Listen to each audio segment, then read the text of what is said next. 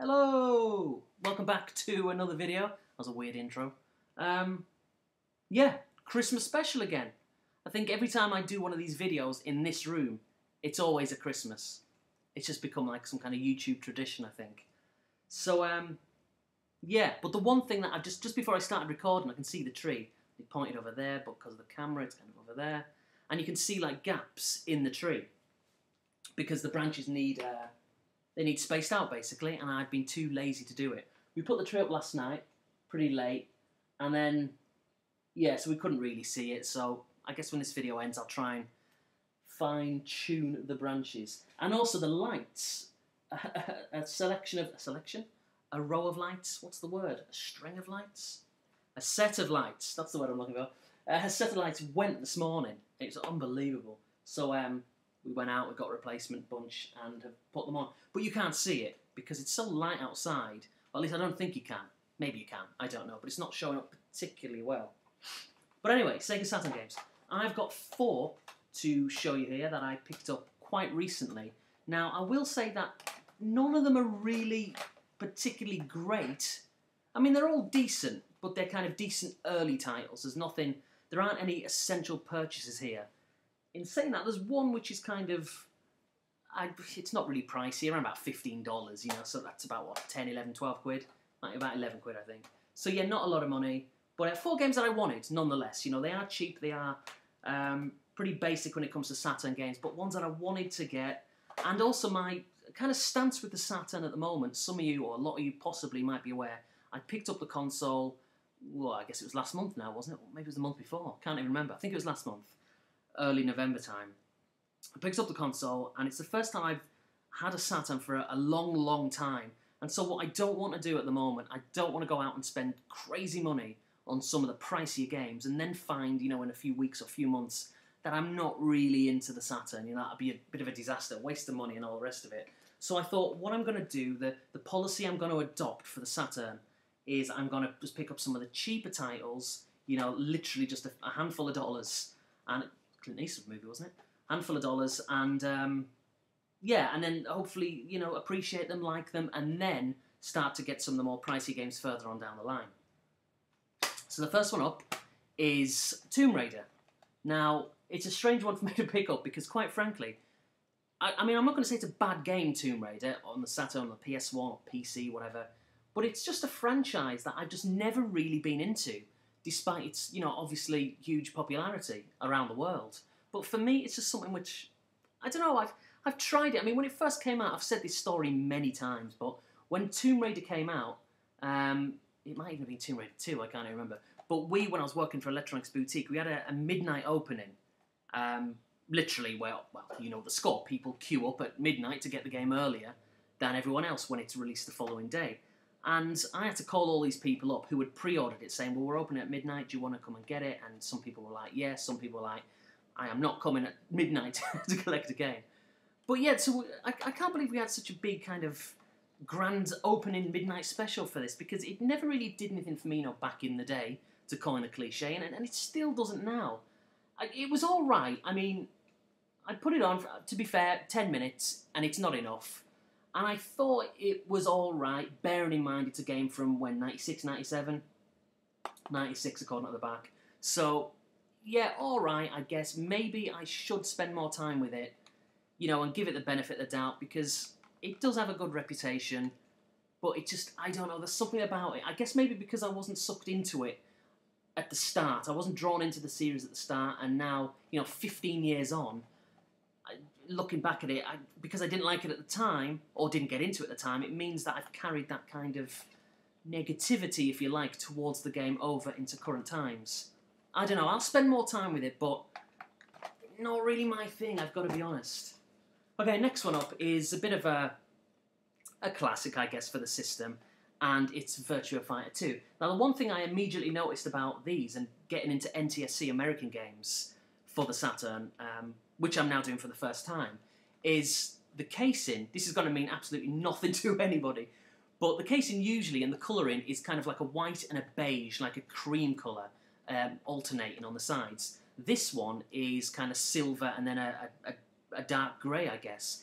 And I think I think Sega did that for all their own games. So any Sega games like Sonic, Virtua Fighter, Daytona, Sega Rally, I think they've all got the grey kind of silver pattern, whereas everything else has got the white and beige kind of look to it. Just thought I'd share that little bit of useless information. So anyway, that aside, Virtua Fighter 2. Yeah, I put this on. Again, I only spent around about 20 minutes with it, but I really liked it. I thought the hit detection was pretty good. I mean, I'm taking into account that these are all games as well, of course, so they're not going to be as great as modern games are, for obvious technological reasons. But yeah, I thought hit detection's pretty good. Yeah, I think it still looks quite decent, to be perfectly honest, but it's very hard for someone like me because I love my retro games, and as time goes on, I love them, I get more and more into them. But it's very hard not to automatically compare them to current-gen games, which you should never do, because it's not fair for technological reasons, but I can't help it. My brain is now trained to kind of look at older stuff and think, oh, it looks a bit ropey compared to Super Street Fighter 4 and silly stuff like that, you know. But, yeah, but I actually did enjoy it. Put it on for about 20 minutes, like I say. Only had a few fights, and I did enjoy it. But I'm not a massive beat-em-up fan. Or let me rephrase that, actually. I like to play them. I'm just not very good at them. And I can never be bothered to learn the moves. You know, all the super moves, the combinations of press left, right, up, and all these buttons simultaneously. I just can't be bothered, but I like the idea of doing it. Maybe I'm too lazy. It's a bit like RPGs. I really want to get into them, but I just can't be bothered. Maybe one day. So yeah, Virtua Fighter 2, excellent game. Really liked it. Tomb Raider, you know, I'll give it another chance. Next up is a game, again, one of the earlier releases from 1996. And I had this one when it first came out, paid 50 quid for it. So like, what, $70, $80? Which is ridiculous. On the PlayStation 1. But you didn't have a choice. That's how much they cost back then. And so you either bought it or you didn't. I did. This one, obviously, for the Saturn, like I say. And it's Alien Trilogy. Sorry, I should say as well, I didn't even think of saying the glare is probably really bad. So I don't know if you can actually see the sides. There we go. Got to do a Blue Tonic 78. Oh, that's me.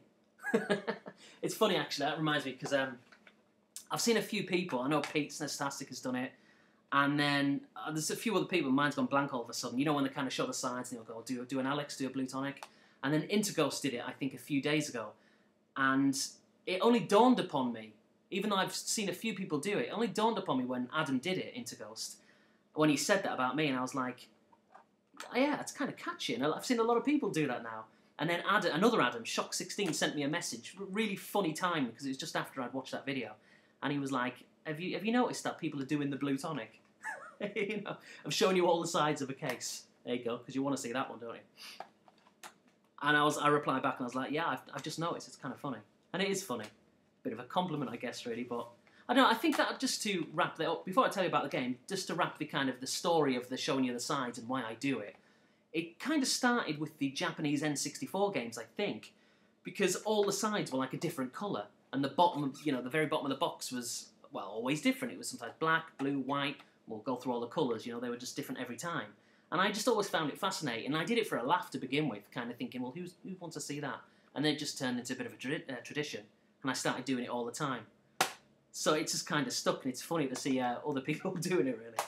But it's nice, like I say. Anyway, I digress. So yeah, what was I saying? Alien Trilogy. Had this, you know, on the PlayStation 1, paid full whack for it, and I haven't played it for many, many years, like 10, 15 years, arguably, since it came out.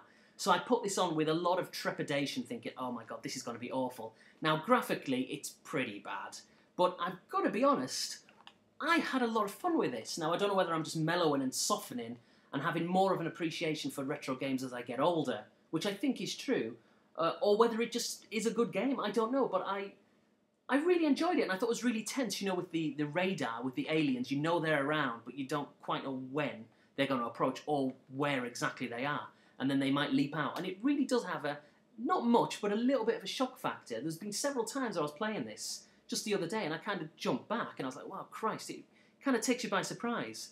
So that really, yeah, I like that to it. It made me think, well, actually, it's a pretty decent game. Now, I will say the aiming's pretty bad. There's no, like, crosshairs to use, so you've kind of got to line the aliens or them facehugger things up, which is pretty hard at times. And sometimes when you think you've missed, you hit them, and sometimes when you think you swear blind you've got them, apparently you haven't. So that, yeah, hit detection is a little bit hit and miss, but I actually enjoyed it, which really surprised me. So, and this is one of the cheaper ones out there. So whether you're in a PAL region or in America or wherever, you'll be able to get that game for a few quid, if that, and a few dollars, if that, as well. Really cheap, and it's a good game. Last up but not least is a beat 'em up, which, like I said, when it comes to Virtua Fighter 2, a game that I always like the idea of playing. In theory, I love them, but I'm rubbish at them. And this one is, let me get the full title, X-Men Children of the Atom. Now, this is the one I was talking about at the start, which tends to go for around about $15, give or take. And I got it for a lot less. So I was a bit lucky in that sense, I guess. So yeah, really good game. I'll show you the back of it, do my usual. If you can even see it, it's just a really colourful kind of Marvel, I think it's Marvel Comics, isn't it? Marvel, DC, whatever. Yeah, it's got Marvel on the front, actually. Just colourful Marvel fighter with all the characters, such as Spider-Man, Wolverine, who else is in there? Magneto, or you name them. And yeah, I like it. I'm rubbish at it, as I keep saying, but I am enjoying it. And all of them games cost me $15. I think plus $2 shipping or something. So an absolute bargain. So like I said, that's the policy I'm kind of going to adopt when it comes to Saturn for now. I'm going to pick up cheap games, but ones which are still quite good, because, I mean, let's face it, they are pretty good games. They might be cheap, but they're not absolute rubbish like a lot of sports titles. They were popular games, you know, when they came out, but they're just cheap. And I thought, well, that's the route I want to take for now with the Saturn. So that's that. And I think that's all I want to say, really.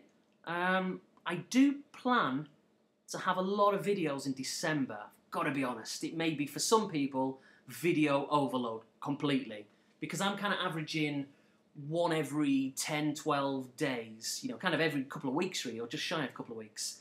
And I may, in December, be averaging 4 a week or something. I've got a few things planned, you know. They might come off, they might not. I want to do a few gameplay videos. I've got a new system coming soon, possibly next week, maybe this. I've got 3 separate games coming for this new system, which I've got, which I'll keep you in the dark about for now.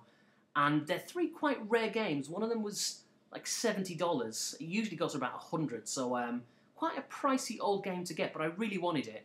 The other 2 are around about $30, so again, pretty pricey really for how old they are, but I wanted to get them. So I may do an individual pickup stroke gameplay video for them. So that'll be 3 for that. Then there'll be the system pickups, that's 4. I've got a Call of Duty, I know it's not for everyone, but a Modern Warfare 3 gameplay video, because it's got me and Sean Sidious on there, just having a game together. Or a few games, I think it was, whatever. So I may edit it down to 2 games, because I did really well in one game, I did all right in another, and then, like I say, I think we had 3 or 4 other games I did rubbish on. So I'm not going to put them ones on. I've got to be looking good on the video, obviously, so I think I'll put 2 of my better games on there. And there's a couple of funny incidents in the game, which maybe me and Sean might be the only ones who watch it and find it funny. But I'll put that one up. If the quality's good, if it's bad, I might not, but we'll see on that one. I've got another couple of ideas that I want to do. Maybe a couple of tag videos. I might bring back that Wednesday week thing for Christmas. I've not done one of them for months. So I may do that again, I may not. So yeah, but please, you know, don't feel under any pressure to watch all my videos. I mean, we all like different things. So if I put a gameplay video up which you might not like, or you don't like the game, you don't like the genre, you don't like the look of it or whatever, then don't feel the need to watch it. You know, I honestly don't mind. People subscribe for many reasons. It might be because my PS3 games. Oh, actually, that just reminded me, I'm going to do a PS3 collection because I've got nearly 100 games now. So I'll do that within the next 2-3 weeks. But yeah, like I say, you may have subscribed because of the PS3 games, because of the Japanese N64, the Dreamcast, the Saturn, whatever. I don't know why you subscribe, obviously. It could be many reasons.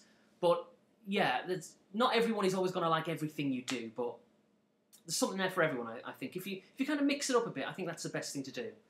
So yeah, what else was I going to say? I think that's about it, really. So yeah, a lot of videos to come. It's going to be pretty busy, and that's all I want to say. I know there's something I was going to say that I've forgot, but whatever. I'll save it till next time. See you later.